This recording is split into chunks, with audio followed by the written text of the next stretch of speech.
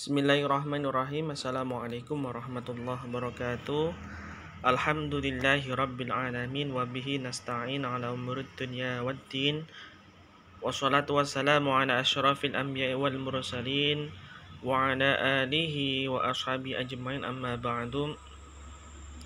Pertama, marilah kita panjatkan puji syukur kehadirat Allah Subhanahu wa taala, yang mana pada kesempatan hari ini kita masih diberikan kesehatan baik berupa jasmani maupun rohani, sehingga kita bisa belajar bersama walaupun secara virtual biqaulina alhamdulillahi rabbil alamin. Kedua kalinya sholawat serta salam selalu senantiasa kita haturkan kepada junjungan kita, uswatun hasanah kita, suri tauladan kita, yakni baginda Nabi besar Nabi Muhammad Sallallahu Alaihi Wasallam, yang selalu kita nantikan syafaatnya nanti di yaumil qiyamah. Allahumma amin amin ya rabbal alamin. Baik teman-teman mahasiswa yang saya banggakan, pada kesempatan hari ini kita untuk pertemuan pertama untuk mata kuliah studi materi fikih MTS MA. Sebelum saya menyampaikan ruang lingkup mengenai pembelajaran studi materi fikih MTS MA, saya ingin menyampaikan kontrak belajar selama 1 semester ke depan. Yang pertama yang perlu dipahami bahwa penilaian dilakukan berdasarkan ujian tertulis, lisan, dan evaluasi terhadap proses pembelajaran. Dan untuk sikap dan kompetensi sebagai berikut. Yang pertama, tugas. Nanti teman-teman seperti biasa membuat tugas atau makalah. Yang kedua, itu nilainya 20% teman-teman.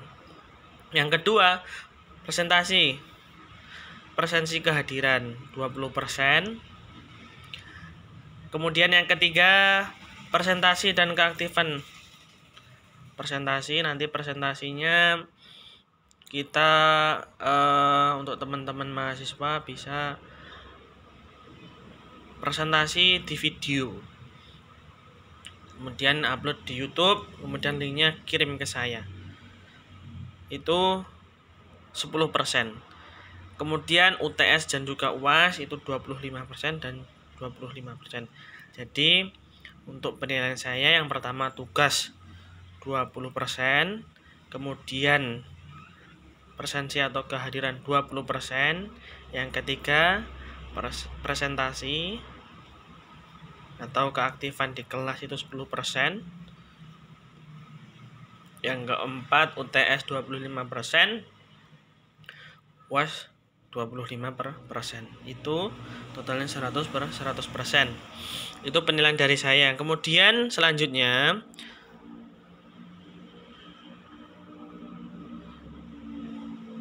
mahasiswa wajib hadir minimal 75%. Jadi karena kita sifatnya masih daring seperti ini, saya mohon kepada mahasiswa untuk selalu mengikuti walaupun perkuliahan secara virtual, menyimak materi yang disampaikan Bapak Ibu dosen. Kemudian yang kedua, wajib mengikuti UTS dan juga UAS kecuali sakit atau opnam. Itu sedikit mengenai kontrak belajar untuk mata kuliah saya.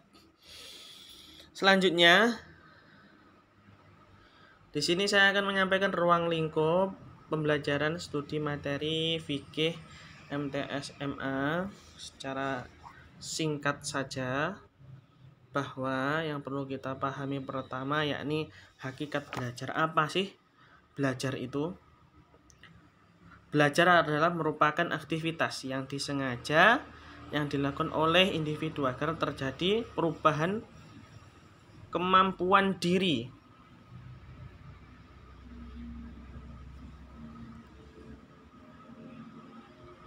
Nah, ini menurut para ilmuwan yang pertama, yaitu menurut Sujana, itu belajar adalah merupakan proses melihat, mengamati, dan memahami suatu proses pembelajaran.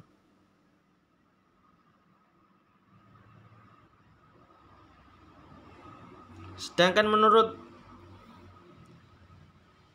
Gigna adalah belajar adalah suatu proses perubahan Perilakunya sebagai akibat dari pengalaman. Beberapa pengertian belajar yang dipandang dari tujuan dan proses berbagai pengalaman. Yang pertama yakni belajar merupakan suatu proses, yaitu kegiatan yang berkesinambungan yang dimulai sejak lahir dan terus berlangsung seumur hidup.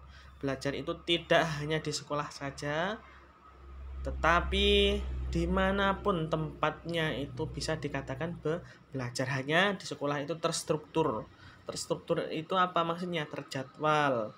Kemudian jamnya juga sudah dijadwalkan. Nah, itu bedanya kalau di luar sekolah. Kemudian dalam belajar terjadi adanya perubahan tingkah laku yang bersifat relatif permanen. Jadi ketika peserta didik itu mengalami perubahan dalam perilaku ataupun sikap, berarti otomatis pendidik itu berhasil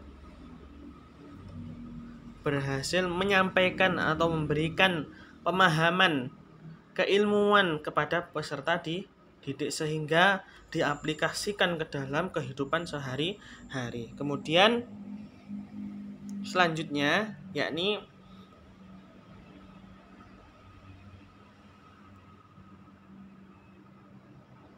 unsur pokok dalam pembelajaran. Apa kira-kira unsur pokok dalam pembelajaran? Al-awwal, yang pertama yakni proses. Belajar adalah proses mental dan emosional atau proses berpikir dan merasakan.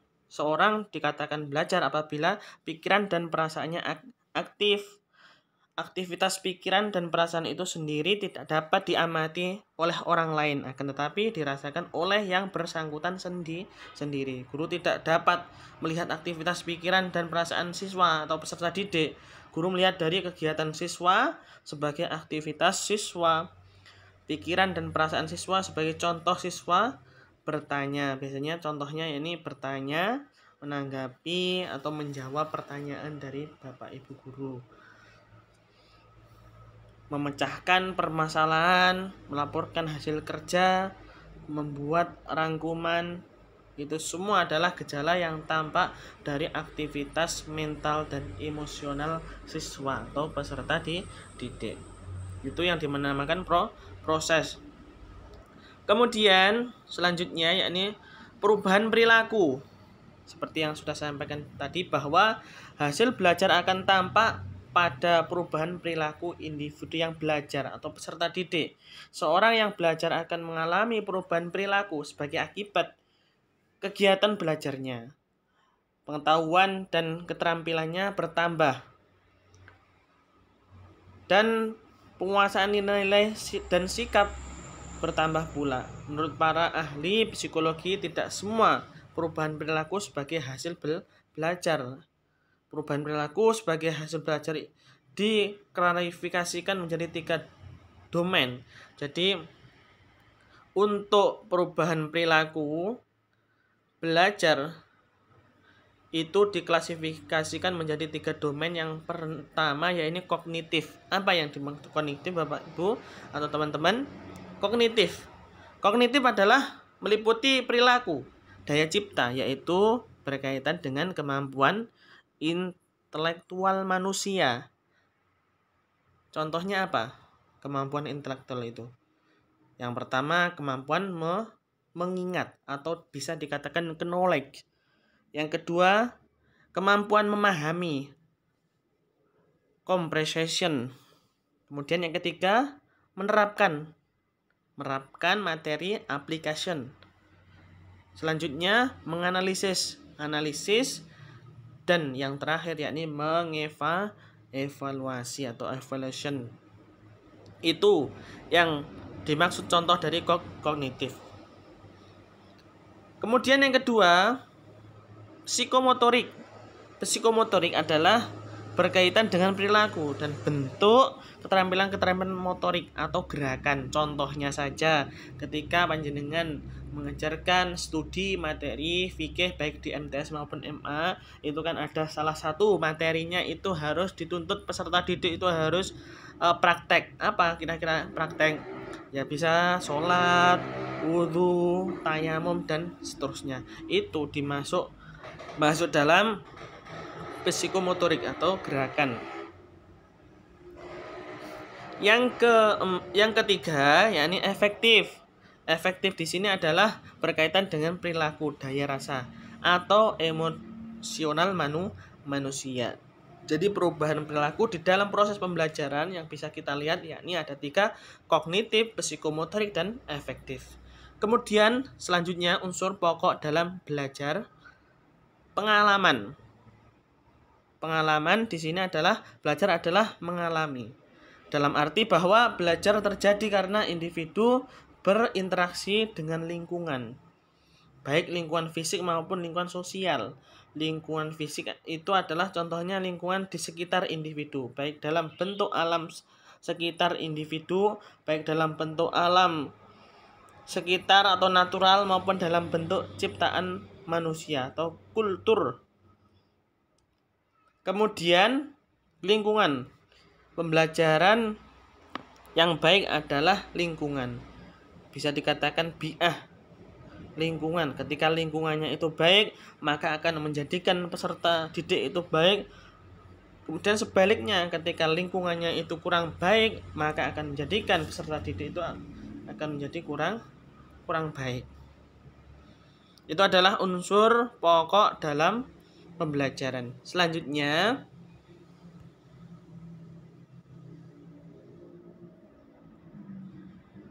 hakikat pembelajaran. Hakikat pembelajaran, istilah pembelajaran merupakan perkembangan dari istilah pengajaran. Pembelajaran adalah suatu upaya yang dilakukan oleh seorang guru atau pendidik untuk membelajarkan siswa yang belajar dengan memanfaatkan lingkungan sebagai sumber belajar untuk membantu peserta didik agar dapat belajar dengan baik.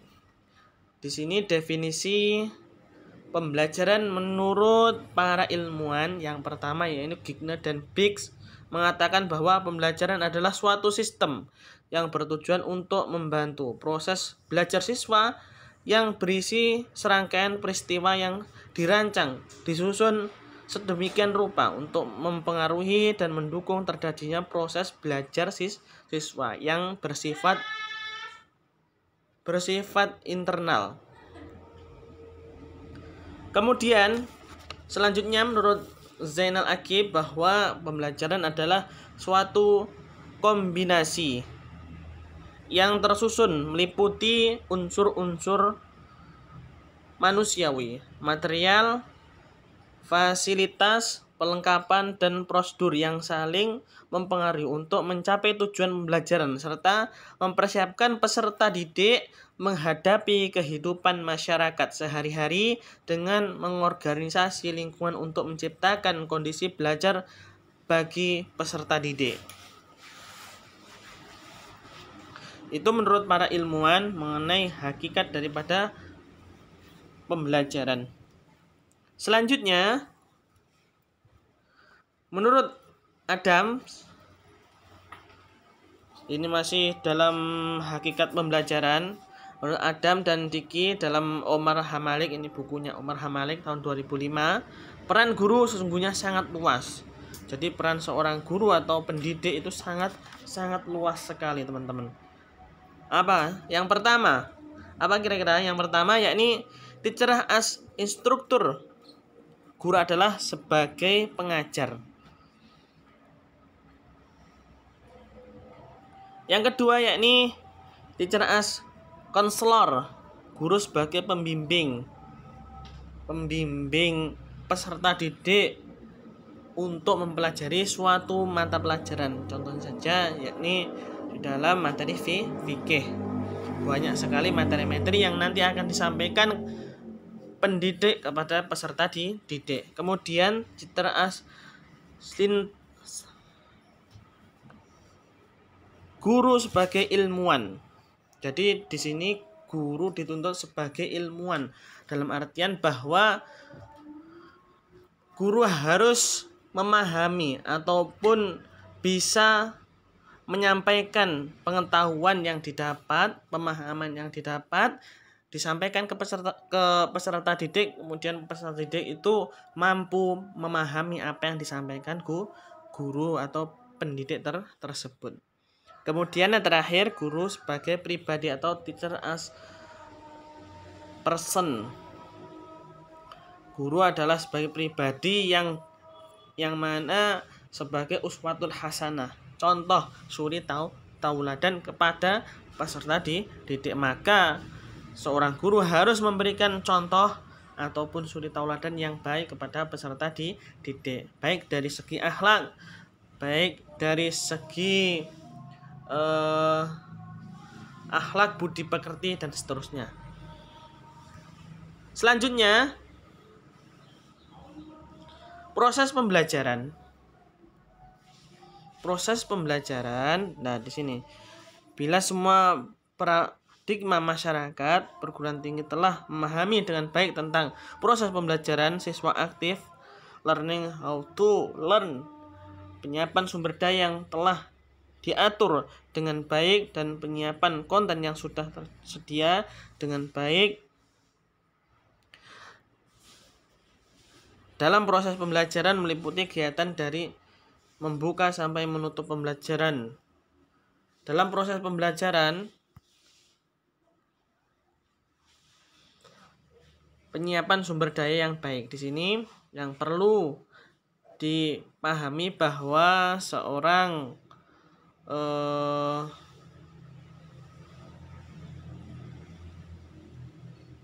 yang memiliki istilah sekolah atau madrasah yang perlu dipersiapkan, yang pertama yakni adalah SDM atau sumber daya manusia yang baik dalam artian di sini linearitas sesuai dengan keilmuan.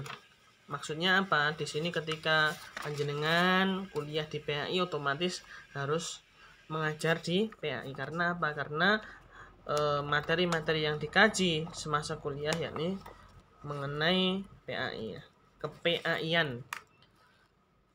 Kalau misalnya guru ekonomi juga harus S1 ekonomi menurut kepakarannya. Kemudian selanjutnya penyiapan perangkat pembelajaran. Nah, di sini yang paling penting juga sebelum guru atau pendidik memberikan materi kepada peserta didik, itu perlu mempersiapkan yang namanya perangkat pembelajaran. Perangkat pembelajaran kira-kira apa? Ya, perangkat pembelajaran itu ya bisa RPP, silabus, prota, promes. Karena apa? Karena itu adalah sebagai tolak ukur yang mana guru itu sudah mempersiapkan materi ataupun mendalami materi yang akan disampaikan. Kemudian dalam proses pembelajaran meliputi kegiatan dari membuka sampai menutup pembelajaran sebagai berikut. Yang pertama yakni kegiatan awal. Kegiatan awal yaitu melakukan apersepsi, menyampaikan tujuan pembelajaran, dan bila dianggap perlu memberikan pretest. Perlu menyampaikan sebelum awal ketika kita masuk pertama kali. Sekiranya kalau misalnya memungkinkan untuk pretest, ya kita pretestkan. Pretest itu apa? Sebagai tolak ukur yang mana peserta didik itu sudah pernah belajar terkait mata pelajaran tersebut atau belum, atau sudah memahami mata pelajaran yang ingin kita sampaikan atau belum. Itu kita mengujinya dengan pretest. Kemudian kegiatan inti itu meliputi kegiatan utama yang dilakukan guru dalam memberikan pengalaman belajar melalui berbagai strategi dan metode yang dianggap sesuai dan tujuan dan materi yang akan disampaikan. materi inti atau materi pokok KD, kompetensi dasar yang ingin disampaikan. Kemudian kegiatan akhir yaitu menyimpulkan kegiatan pembelajaran dan pemberian tugas atau pekerjaan rumah bila dianggap perlu. Jadi kegiatan akhir menyimpulkan dari kesimpulan dari materi yang disampaikan, itu disimpulkan, kemudian jika perlu diberikan tugas untuk peserta didik. Itu sedikit gambaran mengenai proses pembelajaran, baik itu mata pelajaran fikih, mata pelajaran ulumul hadis, mata pelajaran apapun itu sama dalam proses pembelajarannya. Kemudian selanjutnya komponen-komponen pembelajaran. Nah, di sini ada beberapa komponen-komponen dalam pembelajaran. Komponen-komponen pembelajaran merupakan bagian dari suatu sistem yang memiliki peran dalam keseluruhan berlangsungnya suatu proses pembelajaran untuk mencapai suatu pembelajaran yang optimal. Jadi komponen pendidikan adalah bagian-bagian dari sistem proses pendidikan yang menentukan berhasil atau tidaknya proses pendidikan. Ini menurut Slamet. Adapun komponen-komponen pembelajaran meliputi yang pertama, yakni tujuan pendidikan. Tujuan pendidikan adalah suatu cita-cita yang ingin dicapai dari pelaksanaan suatu kegiatan atau proses daripada pembelajaran. Tidak ada suatu kegiatan yang diprogramkan tanpa tujuan. Nah, tujuannya di mana? Ya ada di Protapromes Silabus RPP itu. Karena hal itu adalah suatu hal yang tidak memiliki kepastian dalam menentukan ke arah mana kegiatan itu akan dibawa. Demikian juga halnya dalam kegiatan belajar mengajar. Tujuan adalah suatu cita-cita yang dicapai dalam kegiatannya. Tujuan merupakan komponen yang dapat mempengaruhi komponen pengajaran lainnya, seperti bahan pembelajaran, kegiatan belajar mengajar, pemilihan metode, alat, sumber, dan evaluasi. Semua komponen itu harus bersesuaian dan didaya gunakan untuk mencapai tujuan seefektif dan seefisien mungkin untuk mencapai tujuan yang telah ditetapkan. Tujuan pendidikan menurut Demyati, ini salah satu tokoh. Yang pertama, tujuan pendidikan mengarahkan dan membimbing kegiatan pendidik dan peserta didik dalam proses pengajaran. Kemudian yang kedua, tujuan pendidikan memberikan motivasi. Jadi memberikan motivasi kepada siapa? Kepada peserta didik. Kemudian yang ketiga, tujuan pendidikan memberikan pedoman dan petunjuk kepada pendidik dalam rangka memilih dan menentukan metode mengajar, menyediakan lingkungan belajar bagi peserta didik. Jadi seorang pendidik itu sebelum menyampaikan materi kita harus memahami dulu metode yang kita akan sampaikan itu bagaimana. Karena apa? Setiap peserta didik itu berbeda karakternya. Itu adalah sedikit mengenai tujuan pendidikan. Kemudian yang kedua, peserta didik. Peserta didik adalah salah satu komponen dalam pengajaran. Dapat dikatakan bahwa peserta didik dalam komponen yang terpenting diantaranya kelompok-kelompok yang lainnya. Karena apa? Ketika di dalam proses pembelajaran itu hanya pendidik saja, tidak bisa dikatakan proses belajar mengajar. Kalau hanya peserta didik saja, tidak ada pendidik atau gurunya, ya sama saja. Bukan dikatakan proses pembelajaran. Maka komponen-komponen pembelajaran yang kedua yakni peserta didik. Pada dasarnya peserta didik adalah unsur penentu dalam proses belajar mengajar. Tanpa adanya peserta didik, sungguhnya tidak akan terjadi proses pengajaran. Tanpa adanya peserta didik, pendidik tak akan mungkin mengajar. Sehingga peserta didik adalah komponen yang terpenting dalam hubungan proses belajar mengajar. Kemudian yang ketiga, pendidik atau seorang guru. Sebelum memulai tugasnya, pendidik harus terlebih dahulu mempelajari kurikulum dan memahami program pendidikan yang sedang dilaksanakan. Hal-hal yang harus dipersiapkan pendidik setiap akan mengajar. Yang pertama, membuat persiapan mengajar dalam rangka melaksanakan sebagian dari rancangan bulanan tadi yang sudah sampaikan. Membuat prota, promes, RPP, silabus, dan seterusnya. Itu adalah yang harus dipersiapkan pendidik atau seorang guru. Kemudian selanjutnya kurikulum. Kurikulum adalah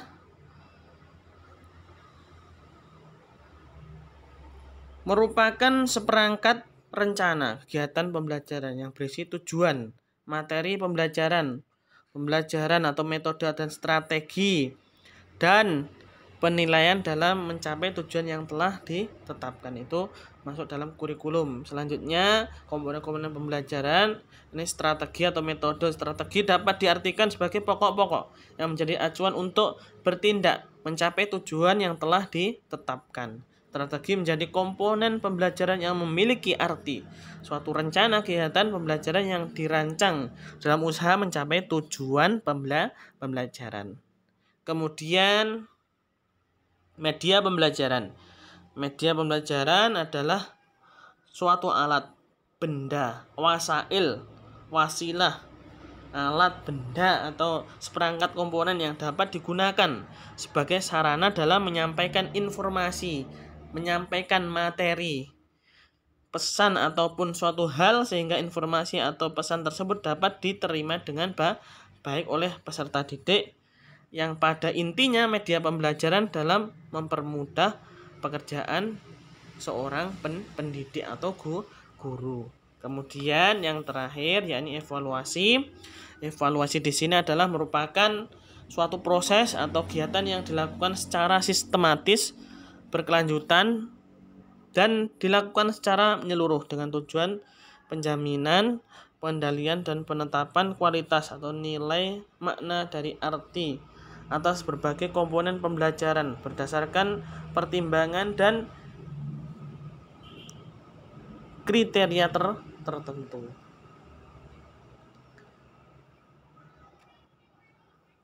Itu yang masuk dalam komponen-komponen pembelajaran. Selanjutnya, pengertian prinsip-prinsip pembelajaran. Yang pertama, pengertian dan motivasi. Prinsip-prinsip pembelajaran merupakan bagian penting yang perlu diketahui oleh seorang pengajar atau pendidik atau guru. Dengan memahami prinsip-prinsip pembelajaran, seorang pengajar dapat membuat suatu acuan dalam pembelajaran, sehingga kegiatan pembelajaran akan berjalan lebih baik, efektif, serta dapat mencapai tujuan pembelajaran yang diharapkan.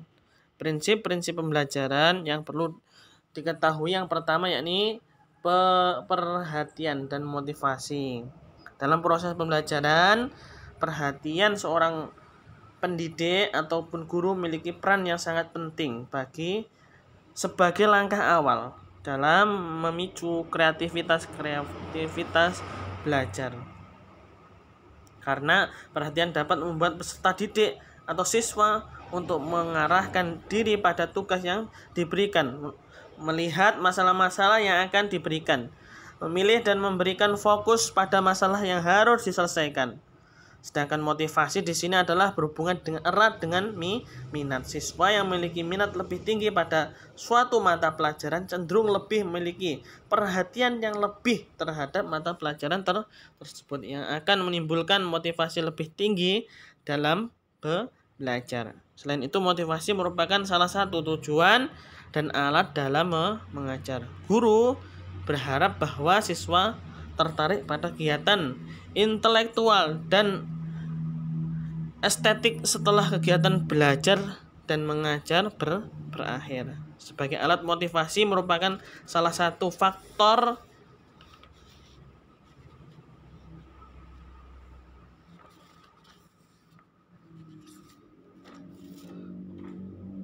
keberhasilan dalam proses belajar mengajar.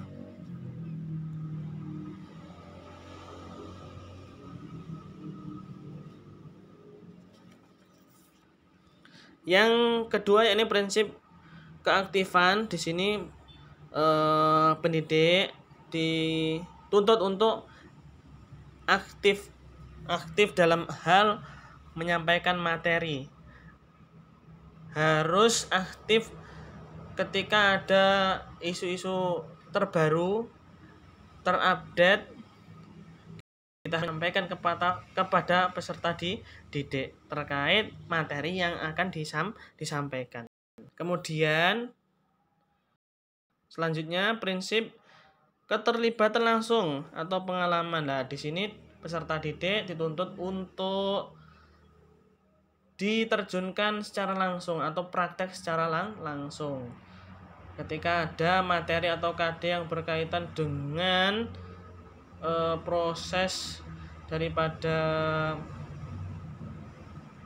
melibatkan mahasiswa, atau contohnya saja di sini praktek yang saya sampaikan tadi, bahwa praktek sholat jenazah, praktek kalau fikih loh nggih, praktek sholat jenazah, kemudian tayamum, kemudian wudhu dan seterusnya, itu adalah masuk dalam keterlibatan langsung atau pengalaman.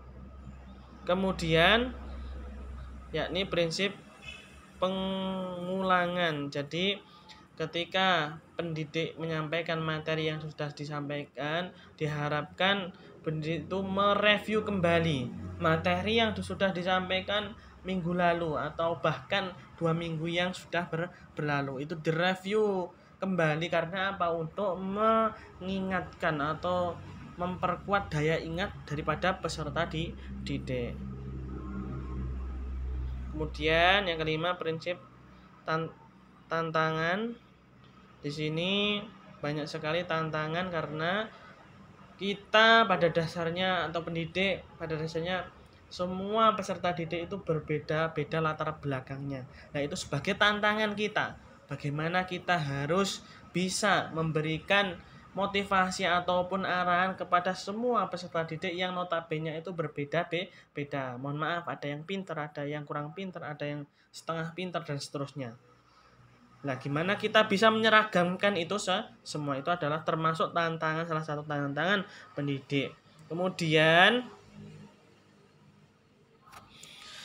prinsip balikan dan pengetahuan. Di sini saya tekankan lagi bahwa yang sudah saya sampaikan tadi, bahwa pada prinsipnya pendidik itu harus memahami materi yang akan disampaikan. Jadi sebelum menyampaikan materi tersebut, alangkah baiknya itu memperdalam materi-materi dan memperbanyak referensi-referensi buku bacaan, baik itu dari kitab ataupun buku. Karena pada dasarnya nanti ketika kita sudah terjun ke dunia pendidikan atau sebagai pendidik, maka tidak akan kerepotan atau tidak akan bingung menyampaikan materi yang akan disampaikan ketika ada pertanyaan yang istilahnya itu beda. Selanjutnya yakni prinsip perbedaan individual.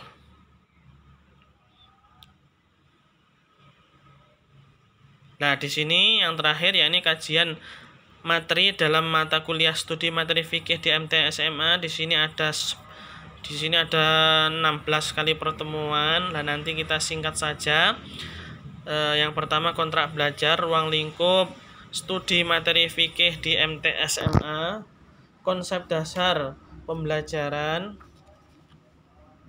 Ini kontrak belajar yang sudah saya sampaikan tadi, kemudian ruang lingkup yang sudah saya sampaikan ini, kemudian konsep dasar pembelajaran.